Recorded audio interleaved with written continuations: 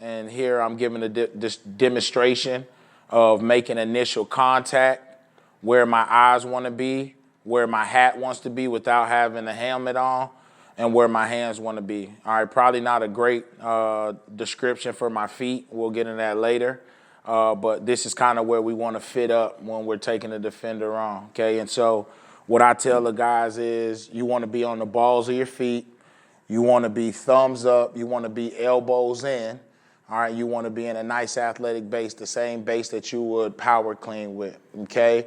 And so there are many ways to teach it. I don't teach bounce side to side because I never want to get caught with any balance issues. So when I'm closing a distance or a defender's closing a distance on me in pass pro, I want to take a light bounce, all right, having both feet on the ground, have a light bounce, and I want to strike using my hat and my hands when they get in striking distance, okay? And so we wait on indicators. We wait till they get to close enough proximity, and we definitely want to be the one to strike first. So our first initial drill when we're teaching it focuses on eyes, hat, hands. This is day one, okay? And there's, we end up stepping with it, but start off, have a bag. We talked about it. Have a good base, an athletic base, thumbs up, elbows up. All right, one of the key words that I use is having your guns out of your holster, okay? So you don't want to be down here. You want to have your guns out of your holster ready to strike.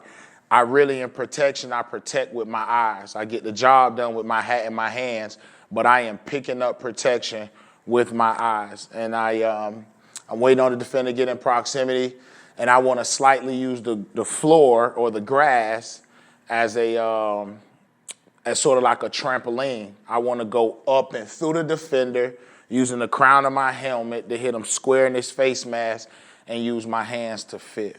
And so we start off just doing this drill, just basically start off doing it. You can pair up and do it. You can have a bag and do it.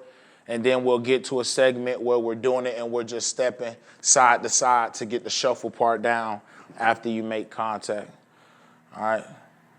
So here we have the running back doing it. All right, he's focused on his eyes. We're always gonna assume we're inside out on the quarterback because that's how we need to protect.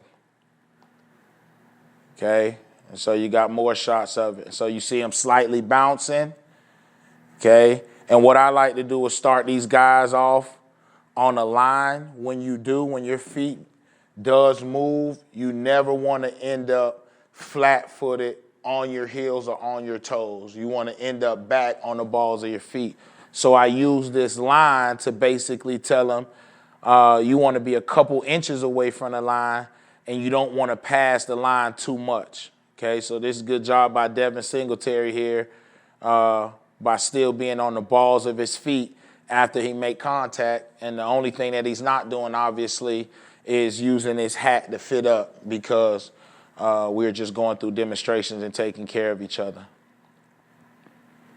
Okay, so good examples there. All right, got another guy doing it. All right, he seems like he's on the balls of his feet.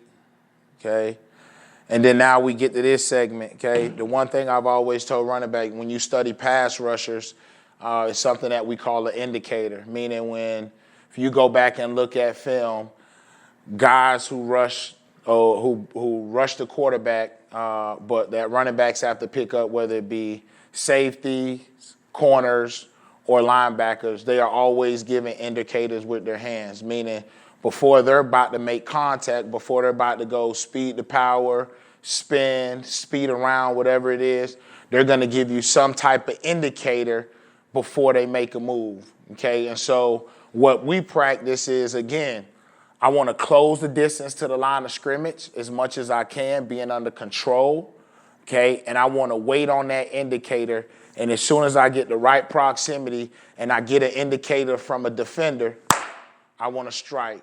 And so I always want to be the first one to strike, not only so I can get my hands and my hat on them and get my hands inside, but I want to add that shock value, especially when they're giving indicators, hit them right in the mouth, okay? And so now we're doing the same thing. We're fitting eyes, hat, hands, and now The guy who's opposite the running back playing a defender, he's just giving light indicators to practice using our hands and really getting in proximity, and really this is for timing. Okay, probably won't look exactly like that, but the hand movement is most important. Okay, so just go back and forth when he opens up, and we're kind of just progressing. Okay, same thing. So these are just different variations at different places I've been of using eyes, hat, hands, moving. All right, so it's just a combination of things that all work in progression. Okay. You'll see a couple times he ends up flat-footed. So those are just constant reminders. It's not the end of the world. Okay, you got the light bounce. It's never going to be perfect. But as long as they have the intent, you're good. Okay, and then so really the last piece to the eyes, hat, hands is when you do make that contact and physically a defender's bigger than you. Okay, so you have to understand when you're playing the running back position, the number one thing is to go close the distance to the line of scrimmage. As a running back, when the ball is snapped, you never want to sit back and pick up protection by a quarterback, because the number one move that a defender should and will use is the bull rush, okay? And so defenders use indicators as a way to finesse or work a move on a running back when they have space. It's the reason why you want to close the distance. When there's not a lot of space between you and the quarterback, as a defender, it doesn't trigger in their head to use any indicators. You're right there, the quarterback's right there. They're just going to try to bull rush you and get you to the quarterback. Now, this technique and what we're going to work on now is when we do close the distance, I got all those technique down. I use my eyes, hat, hand, and I strike, but the defender weighs 20, 30 more pounds than me. So naturally, I'm in this position waiting on the indicator. We make contact, but his momentum and his weight pushes me back.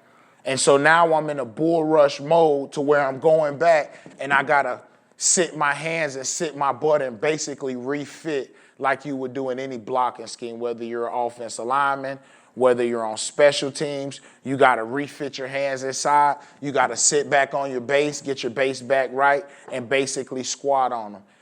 In any pass pro, the mission is complete when you're fit and you're in front. When you stop the charge, you have won the battle. Now, the only thing you need to do now is shuffle and move your feet. Don't run, don't lunge, don't try to turn it into a run block. You hit, you strike, and then you shuffle and you move your feet. That way, and get your head out, okay? That way, if you run or try to run and you cross over your feet, a defender doesn't have the opportunity to snatch you or pull you by with your feet crossed over. So you want to make contact, stop the charge, stay in front, and at that point, you're just playing basketball.